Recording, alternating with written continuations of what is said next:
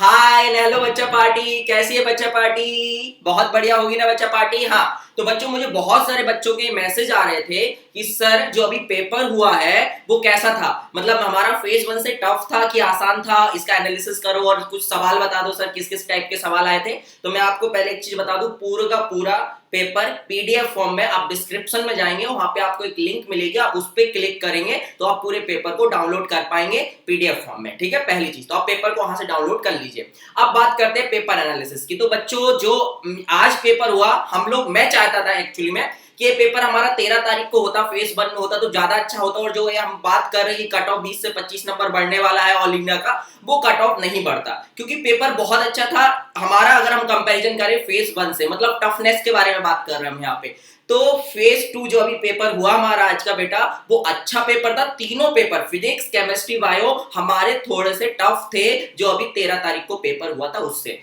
मतलब ऐसा होना चाहिए था कि जो 13 तारीख को पेपर हुआ था वो ये वाला पेपर आता ना, तो मैं आपको बोला कि 20-25 नंबर जो हमारा कट ऑफ पढ़ने वाला था वो नहीं बढ़ता। पहले हम बात कर लेते बायोलॉजी की। तो बायोलॉजी में वैसे ही पूरा का पूरा 90 questions are from NCERT only, जैसा कि फेज वन में था। लेकिन इस बार जो मैच द कॉलम वाले सवाल आए थे, मैच द कॉलम, वो थोड़े अच्छे थे लास्ट अभी जो अपना 13 तारीख से को पेपर हुआ उसके कंपैरिजन में। और कुछ क्वेश्चंस भी अच्छे थे, तो हमें कह सकते हैं ओवरऑल कि बायो थोड़ा सा अच्छा था हमारा फेज वन से। अच्छा मतलब थोड़ा सा टफ था। अब हम बात करते हैं केमिस्ट्री की। तो केमिस्ट्री में भी यही हुआ, फिजिकल तो सेम टू सेम था, लेकिन यहाँ पे कैलकुलेशन उसने पूरा करवाया। आपने देखा होगा फेज वन में क्या हुआ था कि उन्होंने जो कैलकुलेशन है वो पूरा नहीं करवा के ऐसे मल्टीप्लाई करके लिख दिया था, लेकिन इस बार आपको पूरा कैलकुलेशन करना पड़ा। साथ ही साथ जो हमारे इनऑर्गेनिक जो थ्योरी सवाल थे, उनके जो चारों ऑप्शन थे बहुत बड़े थे, पढ़ने में बहुत टाइम लगने वाला था, है ना। और उनको पढ़ने में टाइम लगता तो हमारा टाइम ही तो सबसे मेन होता है किसी भी कॉम्पिटिटिव एग्जाम में। अब बात करते हैं हम ऑर्गेनिक की। तो ऑर्गेनिक हमारा जो फेज वन था उससे ज्यादा कॉन्सेप्चुअल था फेज टू में। मतलब एक पेपर मैं बोल रहा हूँ ओवरऑल स्टैंडर्ड था, हम इसको बोल सकते हैं कि 2019 में जो हमारा पेपर हुआ था बिल्कुल वैसा था। लेकिन अभी जो 2020 फेज वन का पेपर था उससे एक टफ पेपर था, मैं बार बार बोल रहा हूँ, उससे थोड़ा सा टफ पेपर था। ठीक है, तो यहाँ पे कोई भी नॉर्मलाइजेशन नहीं होने वाला है, कुछ भी नहीं होने वाला है, आपका रिजल्ट 16 को आ जाएगा। ठीक है, जो कि आपको पहले से पता चल गया है। अब बात करते हैं फिजिक्स की। अब मैं फिजिक्स का टीचर हूं, तो मैं यहाँ पे फिजिक्स के कुछ सॉल्यूशंस भी आपको कराऊंगा और मैं बताऊंगा कि पेपर कैसा था। और फिजिक्स के हम कुछ क्वेश्चंस जो आए थे उसकी बात कर लेते हैं। तो फिजिक्स में भी मैं यही बोलूंगा कि इसमें देखिए फेज वन में हमारा कोई भी क्वेश्चन टफ नहीं था, सब एवरेज थे। इसमें एक दो प्रॉब्लम टफ थे, कैलकुलेटिव भी थे, कैलकुलेशन ज्यादा था इन कंपैरिजन टू। और थ्योरी क्वेश्चंस इस बार भी थे जैसे कि हमारे फेज वन में भी थे। तो जैसे हम कुछ क्वेश्चंस की बात करें, हम फिजिक्स में ही बात करेंगे, केमिस्ट्री बायो तो मैंने आपको बता दिया है, तो हम फिजिक्स की ही बात कर लेते हैं। तो चलिए स्टार्ट करते हैं। फिजिक्स में बताता हूँ आपको कैसे कैसे प्रॉब्लम्स थे, कुछ थोड़ा सा मैं इंट्रोडक्शन दे देता हूँ कि किस टाइप के न्यूमेरिकल्स आए थे हमारे एग्जाम में। ठीक है बच्चा पार्टी, कहा गया भाई? हाँ देखिए यहाँ से था 91 तीन स्टार थे ए बी सी, और सरफेस टेम्परेचर उनके T A T B T C था। और बोला गया था कि जो ए स्टार है वो appears bluish, star B appears reddish and star C yellowish. तो बताओ इन टेम्परेचर में क्या रिलेशन होगा। तो बीम डिस्प्लेसमेंट लॉ था, हम जानते हैं कि लैम्डा मैक्स इनटू टी क्या होता है, कांस्टेंट। तो जो हमें पता है कि अगर लैम्डा ज्यादा होगा तो टेम्परेचर कम होगा, तो आप कर लोगे। सबसे ज्यादा लैम्डा किसका होता है, रेड का। रेड का लैम्डा ज्यादा होता है तो उसका टेम्परेचर सबसे कम होगा। मतलब इस टाइप से आप इसको सॉल्व कर लोगे। तो रेड वाले का टेम्परेचर क्या दिया होगा इन्होंने, जो रेड है हमारा वो बी है। बी अगर है तो बी का टेम्परेचर क्या होगा, सबसे कम होगा। तो इस हिसाब से आप ऑप्शन देख सकते हैं जो भी है। फिर पूछा था कि which of the following gate is called universal gate. अरे ये तो बहुत ही आसान था, नैंड गेट है ना। एंड नॉट और ये हमारे क्या होते हैं, बेसिक गेट्स होते हैं, और जो यूनिवर्सल होता है वो नैंड और नॉर होते हैं। फिर इन्होंने पूछा था mean free path of a gas molecule depends upon the diameter. मतलब देखिए वहां पे मीन रूट पाथ पूछा था कि क्या होता है ना। वहां पे क्या पूछा था हमसे, मीन फ्री पाथ पूछा था। सेम चीज यहाँ भी पूछी है, लेकिन इनमें फॉर्मूला नहीं पूछा, ये पूछा कि डायमीटर से कैसा रिलेशन उसका लैम्डा का डी के साथ।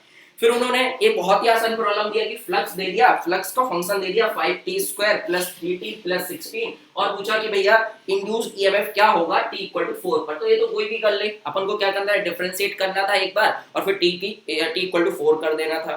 इसी प्रकार से अगर हम बात करें तो एक और अच्छा सवाल था, to coherent sources of light interfere and produce fringe pattern on a screen for centre maximum the phase difference कितना होना चाहिए, सेंटर मैक्सिमम के लिए 0 होना चाहिए, पार्ट डिफरेंस भी 0 होना चाहिए, इसलिए फेज डिफरेंस भी 0 होना चाहिए, आंसर 0 हो जाएगा। इसी टाइप से यार प्रॉब्लम्स थे इसमें। एक इक्विवेलेंट रेजिस्टेंस निकालने वाला भी न्यूमेरिकल आया था, है ना। और इसमें था identify the function which represent a periodic function. तो ऑब्वियस बात है, जो एक्सपोनेंशियल फंक्शन है वो पीरियोडिक नहीं होता, लॉग फंक्शन पीरियोडिक नहीं होता, तो उसका आंसर हो जाएगा sin omega T plus cos omega T. हम जानते हैं ये सब चीजें। फिर ये था कि कौन सा रिवर्स एंड फॉरवर्ड वाइज पे है, तो फिर आप देख लो पी साइड अगर हायर पोटेंशियल पे और एन साइड लोअर पोटेंशियल पे तो हम उसको बोलते हैं फॉरवर्ड वाइज में। फिर किरचॉफ्स लॉ पे सवाल था, फिर एरर एनालिसिस पे था, फिर ये वाला था एक बेसिक प्रॉब्लम होता है जो 12th में भी आता है, आपने देखा होगा। एक बल्ब लगा होता है, यहाँ पे इंडक्टर होता है, फिर बोलता है कि अगर इसमें मैंने आयरन रॉड को इंसर्ट कर दिया, अब आयरन रॉड को इंसर्ट करूँ तो एल बढ़ जाएगा, एल बढ़ जाएगा तो एक्सएल बढ़ जाएगा, एक्सएल बढ़ जाएगा तो जेड बढ़ जाएगा, जेड बढ़ जाएगा तो आई कम हो जाएगा, इसलिए जो ब्राइटनेस है बल्ब की वो कम हो जाएगी। आप जानते होंगे यार, आपने किए होंगे ये सब प्रॉब्लम, है ना। फिर ग्राफ भी दिया था एक, है ना। और efficiency of a Carnot engine depends on, तो पता है सोर्स एंड सिंक के टेम्परेचर पे डिपेंड करता है। फिर सेमीकंडक्टर एक अच्छा वाला प्रॉब्लम भी दिया था इन्होंने ना ट्रांजिस्टर पे, वो आपसे बन जाएगा, कोई बड़ी चीज नहीं है। टोटल एनर्जी का फॉर्मूला पूछा था इलेक्ट्रॉन की इन द nth ऑर्बिट, तो हमें पता है -13.6 अपॉन n स्क्वायर। हाइड्रोजन में पूछा नहीं तो जेड स्क्वायर भी कर देते, इलेक्ट्रॉन वोल्ट। तो बहुत ही आसान प्रॉब्लम था, है ना। और फिर सेम टू सेम उसी टाइप के प्रॉब्लम पूछे थे जैसा कि फेज 1 में पूछे गए थे, लेकिन मैंने बताया कि एक दो प्रॉब्लम टफ होने की वजह से हम ये बोलेंगे कि फिजिक्स थोड़ा सा टफ था। ये देखिए बहुत ही आसान प्रॉब्लम था थर्मो का। थर्मो का क्या ही प्रॉब्लम था, उन्होंने बोला कि भैया ये इनिशियल स्टेट है, फाइनल स्टेट बताओ कौन सा प्रोसेस, आइसोबारिक प्रोसेस है, कोई भी बता सकता है, प्रेशर यहाँ पे कांस्टेंट है। तो ऐसे करके अगर मैं एनालिसिस करूं तो इलेक्ट्रोमैग्नेटिक वेव दी थी और पूछा था सबसे कम वेवलेंथ किसकी है, तो ये भी आप कर सकते थे। लेकिन अगर मैं फेज 1 से कंपैरिजन करूं तो यही बोलूंगा, फिजिक्स का पेपर थोड़ा सा टफ था, केमिस्ट्री भी थोड़ा सा टफ था और बायो भी थोड़ा सा टफ था। मतलब अगर ये पेपर हमारा 13 तारीख को होता तो कट ऑफ 20 से 25 नंबर नहीं बढ़ता, जो कि अभी बढ़ने वाला है। ठीक है बच्चा पार्टी, अब क्लियर हो गया होगा, मैंने आपको एनालिसिस कर दिया है। एक दो प्रॉब्लम अच्छे थे। अच्छा एक ए भी था, an intrinsic semiconductor is converted into N type. N type कब बनता है, जब उसमें पेंटावैलेंट इंप्योरिटी में लाते हैं। और पेंटावैलेंट इंप्योरिटी क्या होती है, ना पापा ऐसे सब बिगड़ेंगे, जानते हो, है ना, बिगड़ेंगे। तो देखो भाई कौन कौन से ऑप्शन दिए थे, एल्यूमिनियम नहीं, ये तो थर्ड ट्राइवैलेंट होता है, सिल्वर नहीं, जर्मेनियम और फास्फोरस। तो आंसर क्या जाएगा, फास्फोरस। ठीक है, तो ऐसे करके आप एन टाइप आपको मिल जाएगा। तो बच्चा आपको क्लियर हो गया होगा, है ना। और मैं आपको एक चीज बता दूं, ज्यादा लोगों ने पेपर नहीं दिया है, इसलिए कट ऑफ में कोई वेरिएशन नहीं होने वाला है ना। क्योंकि बहुत ही कम लोग थे जिनको कोविड-19 था, है ना, उस समय पे, और बहुत ही कम लोगों ने पेपर दिया। अभी तक कोई डेटा नहीं आया कि कितने लोगों ने पेपर दिया, है ना, इसलिए मैं आपको वो बता नहीं रहा हूँ। मुझे जितना पता है मैं आपको उतना ही बता रहा हूँ। ठीक है बच्चा, तो मुझे लगता है वीडियो आपको अच्छा लगा होगा, और बेटा अच्छा लगा है तो चैनल को सब्सक्राइब करें, वीडियो को लाइक करें और अपने ग्रुप में शेयर करते रहे बच्चा। चलिए जब तक के लिए बाय बाय। अच्छा हाँ, एक चीज और मैं आपको बता दूं, जैसे ही सीजी की काउंसलिंग स्टार्ट होगी मैं हर चीज का वीडियो बनाऊंगा, क्या डॉक्यूमेंट चाहिए, क्या कट ऑफ जाने वाला, मैं पहले भी बना चुका हूँ और आने वाले समय में भी बनाता रहूंगा। मैं आपकी हर समय मदद करूंगा, तो चैनल को जरूर सब्सक्राइब कर लें, जिससे आपको आगे की नोटिफिकेशन मिलते रहे, आपको ये पता चलते रहे मेरी कौन सी वीडियो आने वाली है। ठीक है, चलो बाय बाय बच्चा पार्टी, ख्याल रखो अपना।